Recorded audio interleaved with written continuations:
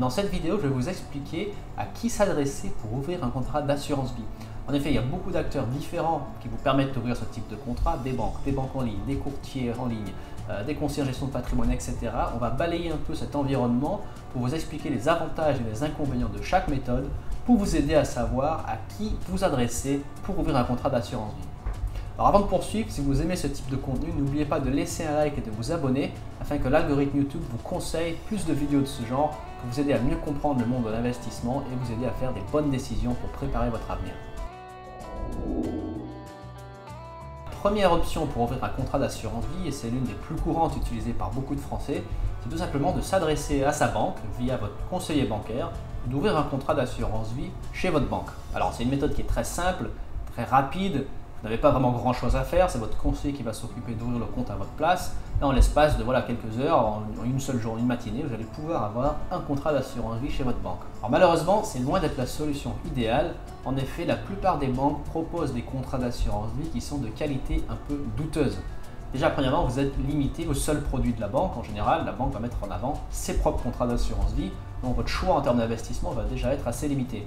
Ensuite, la plupart des banques prélèvent des frais qui sont assez importants, des frais d'entrée, parfois des frais de sortie, des frais de garde, des frais de gestion.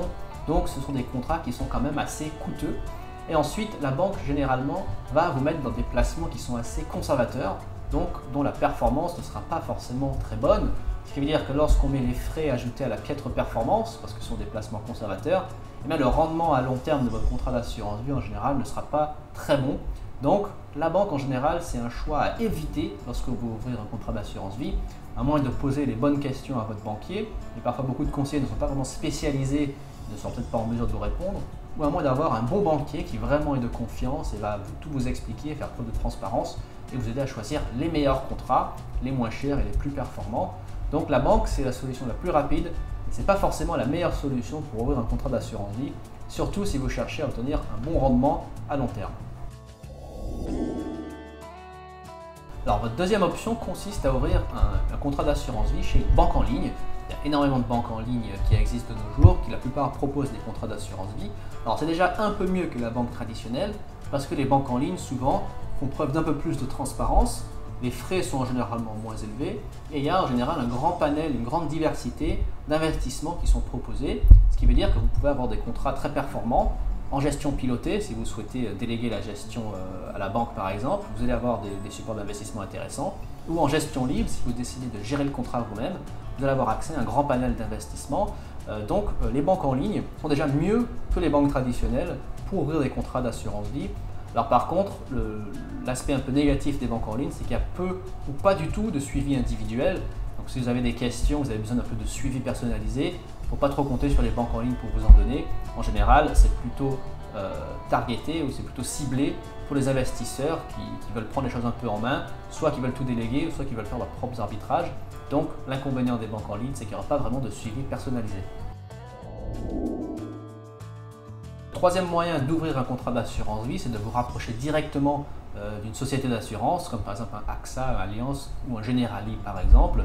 Ce sont des sociétés qui sont spécialisées dans les assurances, donc bien évidemment ils ont des contrats qui peuvent être assez intéressants en termes de type de placement, de garantie complémentaire. Alors l'inconvénient de ces sociétés d'assurance, bien qu'elles soient spécialisées, c'est que vous êtes limité à leur gamme d'investissement maison la plupart du temps. Les frais également peuvent être assez importants en fonction des types de contrats, donc il faut bien se renseigner. Et c'est là où c'est un peu difficile, c'est qu'il y a tellement de choix, tellement d'assureurs disponibles, tellement de types de contrats, c'est vraiment difficile de faire une étude de marché exhaustive et de bien savoir, de bien connaître toutes les différentes offres, en quoi les compagnies se différencient entre elles. C'est quand même un exercice assez compliqué. Vous pouvez utiliser un outil comme Quantalis qui vous permet de comparer les contrats d'assurance vie des grands assureurs présents en France. Si vous êtes intéressé, je peux faire une tuto sur cette vidéo. Dites-moi si vous souhaitez avoir un tuto sur cet outil, je me ferai un grand plaisir de faire une vidéo dessus. Mais voilà, les sociétés d'assurance, c'est intéressant parce qu'ils peuvent fournir un accompagnement à long terme. Ils ne font pas que de l'assurance, ils font aussi divers types de placements, ils peuvent vous aider avec n'importe quelle enveloppe fiscale. Mais voilà, vous êtes souvent limité un peu à leur support d'investissement. Les frais peuvent être relativement élevés et c'est difficile de savoir s'il y a d'autres meilleurs contrats qui existent ailleurs parce qu'il y a une pléthore en fait d'offres sur le marché. Votre quatrième option pour souscrire un contrat d'assurance vie consiste à aller voir par exemple un conseiller en gestion de patrimoine qui peut ou non être conseiller en investissement financier, donc un CGP qui peut ou ne pas être CIF. Alors l'avantage de consulter un CGP, c'est qu'en fait eux ils proposent une gestion patrimoniale à 360 degrés, ils ne font pas que du placement financier, ils vont vous aider avec de l'optimisation fiscale, préparer en fait votre succession, donc ils font toute une approche également successorale. Ils peuvent faire de l'immobilier également, soit de la vente de biens immobiliers ou de l'immobilier en défiscalisation. Ils vont vous aider vraiment, ils vont regarder votre situation globale et vous fournir des recommandations pour vous permettre d'optimiser votre patrimoine dans une vision vraiment à long terme. Et l'avantage des CGP, c'est qu'en général, ils ont souvent accès, ils sont partenaires en fait avec toutes les sociétés d'assurance et d'investissement présentes en France, donc ils ont le choix entre toutes ces différentes sociétés et en général, ils vont pouvoir sélectionner les meilleurs contrats pour vous, ceux qui sont le plus adaptés. Donc vous n'avez pas vraiment à faire vos propres recherches sur toutes les sociétés d'assurance. Les bons CGP vont le faire à votre place et vous proposer les meilleurs contrats du marché tout en vous proposant une approche individualisée de l'approche patrimoniale, ce qui peut être très intéressant pour les gens qui ont peut-être un peu de patrimoine, ça devient un peu complexe à gérer, ils trouvent qu'ils payent trop d'impôts, ils veulent préparer la succession, c'est intéressant de se rapprocher d'un CGP. L'avantage, c'est que beaucoup de CGP ne prennent pas d'honoraires, donc ils sont rémunérés uniquement sur les placements que vous allez faire, ce qui est intéressant. Et puis eux, ils ont vraiment une vision à très long terme de l'accompagnement, puisqu'ils veulent obtenir des recommandations de votre part pour avoir certains de vos amis qui vont devenir, ou de votre famille, qui vont devenir leurs clients. Et un jour, vos propres bénéficiaires à votre décès peuvent devenir leurs clients également. Donc leurs intérêts sont alignés aux vôtres. Et c'est ça qui est vraiment très intéressant lorsqu'on travaille avec un CGP, c'est vraiment d'avoir cette approche à 360 degrés par quelqu'un qui a des intérêts qui sont alignés aux vôtres. Alors l'inconvénient des CGP, c'est que parfois certains, vu qu'il y a beaucoup de travail administratif, certains ne prennent que des clients qui ont un montant minimum d'investissement à faire, parce que sinon le jeu n'en vaut pas la chandelle. Donc certains CGP ont des critères pour être client chez eux, d'autres n'en ont pas, ça dépend. Je travaille avec beaucoup de CGP aussi partout en France, donc si vous souhaitez être mis en relation avec quelqu'un de professionnel, vous pouvez me contacter via l'email dans la description. Je me ferai un plaisir de vous renvoyer vers un confrère qui peut vous aider.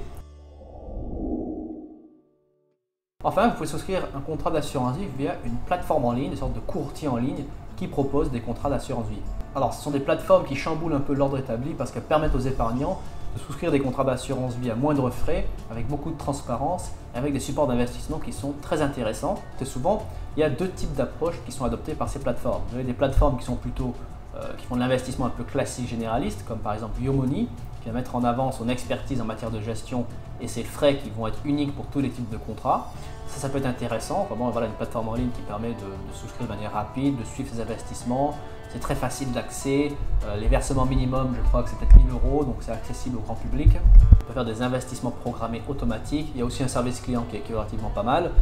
Ensuite, il y a une autre sorte de plateforme qui, elle, va plutôt se spécialiser dans une niche et un type d'investissement, comme par exemple Goodvest, qui va se spécialiser dans l'investissement durable, éthique et l'environnement durable, par exemple. Donc, vous allez pouvoir faire des investissements éco-friendly, on va dire, via une plateforme comme Goodvest. Vous pouvez trouver un lien d'affiliation dans la description également.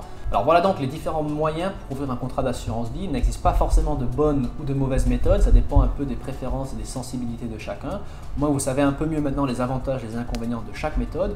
Donc à vous maintenant d'aller souscrire vos contrats d'assurance vie et de commencer à préparer votre avenir.